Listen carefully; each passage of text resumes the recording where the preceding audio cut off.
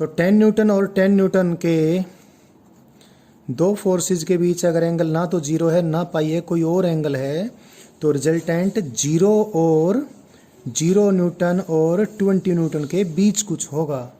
So vector addition आप अभी काफ़ी लर्न कर गए हो, लगभग लर्न आपने कर लिया है, अभी लर्निंग बचती है और स्पेशल केसेस लेते हैं। तो मैं स्पेशल केसेस आपको टीच कर रहा था। दो स्पेशल केसेस मैंने अभी टीच किए हैं। कौन कौन से? या तो दो वेक्टर्स सेम डायरेक्शन में है या दो वेक्टर्स एक दूसरे के अपोजिट डायरेक्शन में है। अगला तीसरा स्पेशल केस मैं डिस्कस करता हूँ। थर्ड स्पेशल केस ये ले लेता हूँ, theta is equal to 90 degree. So this is vector A and this is vector B,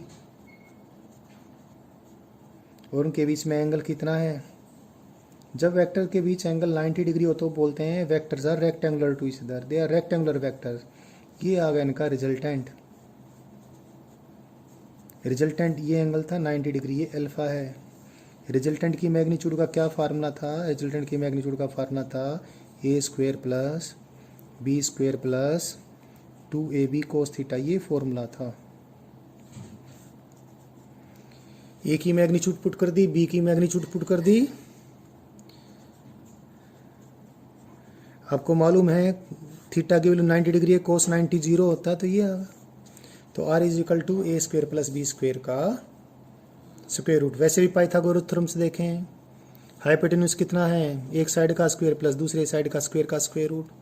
तो 90 डिग्री का अगर एंगल है तो रिजल्टेंट वेक्टर की मैग्नीट्यूड एक वेक्टर की मैग्नीट्यूड का स्क्वायर प्लस दूसरे वेक्टर की मैग्नीट्यूड का स्क्वायर। और इस केस में टेंजेंट अल्फा आप डायरेक्ट लिख सकते हो, क्योंकि राइट एंगल ट्रायंगल बन गई। दिस डिवाइड बाय दिस, ये क्या है? बी की magnitude, B divide by A. यहाँ पर ये जो स्पेशल केस है यानी theta is equal to 90 degree का, इस स्पेशल केस का भी और स्पेशल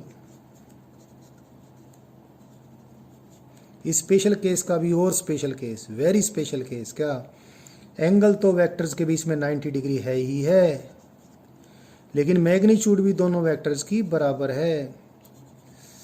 दोनों वेक्टर्स की मैग्नीट्यूड भी इक्वल है, इक्वल मैग्नीट्यूड का मतलब ये नहीं ए वेक्टर बराबर है बी वेक्टर लिख दोगे। ए वेक्टर बराबर है बी वेक्टर तो सिर्फ तभी लिख सकते हो जब मैग्नीट्यूड भी सेम हो, डायरेक्शन भी सेम हो। डायरेक्शन तो 90 डिग्री पर है, खाली मैग्नीट्यूड बराबर है, तो मैंने ये लिख दिया। तो देखें जरा फिर आर वेक्टर की मैग्नीट्यूड कितनी आई? ए का स्क्वायर बी का स्क्वायर बी ए का स्क्वायर, सो ये क्या आ गया? ए टू एक स्क्वायर का स्क्वायर रूट, यानी कितना आया? This is equal to A into square root 2। तो यदि और इसके भी इस केस में अल्फ़ा कितना आ जाएगा?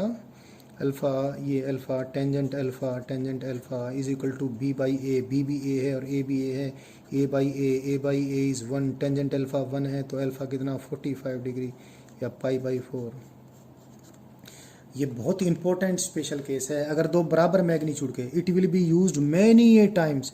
अभी मैंने यूज़ किया भी था, याद करो आप, वो कितना आया था? 6 इंटू स्क्वेयर रूट 2 न्यूटन आया था। मैंने 6 न्यूटन का एक फोर्स लिया था, 6 न्यूटन का दूसरा फोर्स लिया था, एक नॉर्थ डायरेक्शन में लिया था, एक ईस्ट डायरेक्शन में लिया था। उनका resultant 6 into square root 2 newton आया था। यहाँ पर ए के बजाय 6 न्यूटन पुट कर दो, वही बात आ जाएगी। सो रिमेंबर, अगर दो वेक्टर्स 90 डिग्री पर हैं और दोनों की मैग्नीट्यूड बराबर है तो रिजल्टेंट की magnitude of either one of the two vectors into square root 2, और रिजल्टेंट दोनों वेक्टर के बिल्कुल बीचों बीच होगा। अल्फा 45 डिग्री का है। मैं दोबारा डायग्राम बना देता हूँ। ए और बी बराबर मैग्नीट्यूड के हैं, उतना ही मैग्नीट्यूड का ए है, उतने ही मैग्नीट्यूड का बी है, तो रिजल्टेंट दोनों के बीचों बीच है, यानी ये एंगल भी 45 डिग्री है, ये एंगल भी 45 डिग्री है। इस वेक्टर की मैग्नीट्यूड भी है, इसकी भी मैग्नीट्यूड है। ये मैग्नीट्यूड लिखे हैं, एरो नहीं लगा, एरो लगाता तो ये वेक्टर डिफरेंट लिखना होता मुझे, क्योंकि डायरेक्शन अलग होगी। तो रिजल्टेंट की मैग्नीट्यूड कितनी आई? स्क्वायर रूट 2a आ गई। और स्पेशल केस करते हैं। एक जो स्पेशल केस में अभी मैंने स्पेशल केस किए हैं, 3 स्पेशल केस किए हैं बच्चों। जो 4th स्पेशल केस है ये तो भाई बहुत ही ज़्यादा स्पेशल केस है, इट्स वेरी इंपॉर्टेंट। इसकी इम्पोर्टेंस मैं शो करने के लिए इसके नीचे एक दीपक प्रज्वलित कर देता हूँ। It's very important. क्या? जिन दो वेक्टर्स को हमने ऐड करना है उनकी मैग्नीट्यूड ए समान है। मैग्नीट्यूड एक समान होने का मतलब ये नहीं कि वेक्टर्स बराबर होंगे, और एंगल तो थीटा है ही है। पहले डायग्राम बनाऊं और फिर ये बहुत इंपॉर्टेंट का मायना ये कि नेचर में ऐसे केसेस बहुत बार आपको देखने के मिलेंगे, और नेचर में जो केसेस बहुत बार होंगे उसी प्रकार से आपके क्वेश्चंस भी उतने ही ज़्यादा बढ़ जाएंगे। तो ये बराबर मैग्नीट्यूड के दो वेक्टर्स हैं बच्चों, एक वेक्टर ए और दूसरा वेक्टर बी, बट ए और बी की मैग्नीट्यूड एक समान है, एंगल है थीटा, और ये इनका रिजल्टेंट वेक्टर की मैग्नीट्यूड भी आज आपने इसको हमेशा हमेशा के लिए याद कर लेना है। ये एंगल अल्फा भी है। रिजल्टेंट की मैग्नीट्यूड आपको याद है, क्या फॉर्मूला बना था बच्चों? फॉर्मूला बना था एक वेक्टर की मैग्नीट्यूड का स्क्वायर प्लस दूसरे वेक्टर की मैग्नीट्यूड का square plus 2ab cos theta का स्क्वायर रूट आया था, है ना। तो अभी यहीं से कर लेते हैं। आर वेक्टर की मैग्नीट्यूड ए स्क्वायर, बी भी क्या है, ए स्क्वायर प्लस ए इंटू ए 2 इंटू ए स्क्वायर इंटू कोस थीटा, ये क्या है 2a स्क्वायर है, ये भी 2a स्क्वायर है, 2a स्क्वायर इंटू ये 2a स्क्वायर क्या 1 प्लस कोस थीटा आ गया। और आपको ट्रिग्नोमेट्री लर्न करते वक्त आपने लर्न किया होगा 1 plus cos theta is equal to क्या 2 कोस स्क्वायर थीटा बाई 2, ये आपने लर्न किया होगा। इसको यहाँ पुट कर देते हैं, आर कितना आ गया, आर आ गया 2a square into 2 into cos square of half of the angle, 2 into 2 4 का स्क्वायर रूट 2, ये कितना आया, और ए स्क्वायर का square root A 2a cos theta by 2। ये इतना इम्पोर्टेंट है बच्चों, बहुत ज़्यादा इम्पोर्टेंट है। देखो मैंने दिया भी जलाया है, रोशनी भी की है इसके नीचे, ये रोशनी आप अपने दिमाग में भी कर लें। दो बराबर मैग्नीट्यूड के वेक्टर्स के रिजल्टेंट की magnitude is equal to twice of the magnitude of either one of them into cos of half of the angle. याद कर लें, दो बराबर मैग्नीट्यूड के वेक्टर्स के रिजल्टेंट की मैग्नीट्यूड, दो बराबर मैग्नीट्यूड के वेक्टर हैं ए और ए मैग्नीट्यूड का, तो और दोनों के बीच में एंगल कितना है थीटा, तो रिजल्टेंट की मैग्नीट्यूड कितनी आ गई twice of either one, twice of magnitude of either one into cosine of half of the angle between the two vector. इस स्पेशल केस में अभी लूँगा, लेकिन एक बार डायरेक्शन भी निकाल लेता हूँ। You know the formula for tangent alpha had been what was that, B sine theta divide by B cos theta. जैसे आपने लर्निंग करवाई थी मैंने, उसको रिवाइज करने के लिए वापस से उसी ढंग से लिख दिया है, ये था।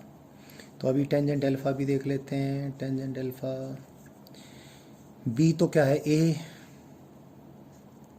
साइन थीटा, नीचे भी क्या है ए तो ए है और बी भी क्या है ए है,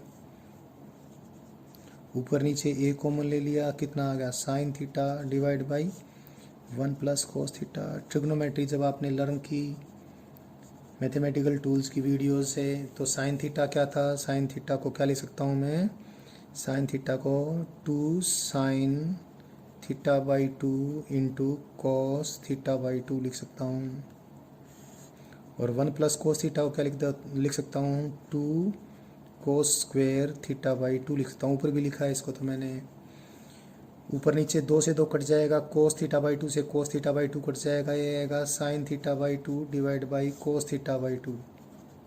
साइन थीटा बाई 2 को divide by cos theta by 2 क्या हो गया tangent theta by 2, so it is tangent theta by 2। So alpha is equal to theta by 2। Alpha is equal to theta by 2 होने का मायना पता है, ये अल्फ़ा इस एंगल से आधा है। आधा होने का मतलब क्या, ये भी थीटा बाई 2 हो गया, ये भी थीटा बाई 2 हो गया, यानी रिजल्टेंट दोनों के बीचों बीच हो गया। ये बहुत बहुत बहुत ज़्यादा इंपॉर्टेंट है, इसको आप याद कर लें। दो बराबर मैग्नीट्यूड के वेक्टर्स हैं तो दोनों वेक्टरों के रिजल्टेंट की मैग्नीट्यूड दोनों में से किसी की भी मैग्नीट्यूड का दुगना गुना में cosine of half of the angle, और रिजल्टेंट वेक्टर दोनों वेक्टर्स के बिल्कुल बीचों बीच होगा। और इसका भाई एक बहुत स्पेशल केस का भी very very very very special case, क्या, थीटा अगर 120 डिग्री है, दो बराबर मैग्नीट्यूड के वेक्टर्स हैं और इनके बीच में एंगल कितना है 120 डिग्री, एक वेक्टर ये एक वेक्टर ये बराबर मैग्नीट्यूड है, उनका रिजल्टेंट। ये बहुत इंपॉर्टेंट है बच्चों, देखना बहुत ज़्यादा यूज़ करूँगा मैं। तो इस फार्मूले को यूज़ कर लें, आर की magnitude is equal to twice of A cos of 120 degree divide by 2, cos of 120 degree divide by 2 यानी कोस 60, तो ये क्या आ गया 2a कोस 60, और कोस 60 कितना होता है 1/2, 1/2 से 2 कट गया, r is equal to a। बहुत बड़ी बात है बच्चों ये, उल्टी भी और सीधी तो है ही है। सीधी तो क्या, दो बराबर मैग्नीट्यूड के वेक्टर्स हैं और उनके बीच में एंगल 120 डिग्री का है, तो दोनों वेक्टर्स के रिजल्टेंट की मैग्नीट्यूड वेक्टरों की मैग्नीट्यूड के बराबर ही है। और क्योंकि बताया था मैंने बराबर मैग्नीट्यूड के वेक्टर और रिजल्टेंट दोनों के बीचों बीच होता है, तो ये 120 डिग्री का एंगल था, ये भी 60 डिग्री का एंगल हो जाएगा और ये भी 60 डिग्री का एंगल हो जाएगा। एक बार फिर बोल देता हूँ, दो बराबर मैग्नीट्यूड के वेक्टर हैं, दोनों के बीच में एंगल 120 डिग्री है, तो उनके रिजल्टेंट की मैग्नीट्यूड दोनों वेक्टरों की मैग्नीट्यूड के बराबर ही होगी। अगर 10 न्यूटन का फोर्स ये 10 न्यूटन का फोर्स ये, दोनों के बीच में 120 डिग्री का एंगल है, तो रिजल्टेंट भी 10 न्यूटन का ही होगा। और दूसरी बात, रिजल्टेंट इन दोनों के बीचों बीच होगा। उल्टी बात ये, अगर दो बराबर मैग्नीट्यूड के वेक्टर्स का रिजल्टेंट की मैग्नीट्यूड उन दोनों वेक्टरों की मैग्नीट्यूड के बराबर है, तो बताओ उन दोनों वेक्टरों के बीच में कितना एंगल होगा, उन दोनों वेक्टरों के बीच में 120 डिग्री का एंगल होगा। ये उल्टे तरीके से भी बहुत सिंपल मैथमेटिकल स्टेप आप प्रूव कर सकते हो। सॉल्यूशन, दोनों बात, अगर दो बराबर मैग्नीट्यूड के वेक्टर्स के रिजल्टेंट की मैग्नीट्यूड दोनों वेक्टरों की मैग्नीट्यूड के ही बराबर है, तो ऐसा सिर्फ एक ही केस में होगा। कौन से केस में, जब दोनों वेक्टरों के बीच में कितना एंगल हो, 120 डिग्री का एंगल हो। तो भाई मैंने दो वेक्टरों का रिजल्टेंट और उनके सारे स्पेशल केसेस आपको लर्न करवा दिए हैं।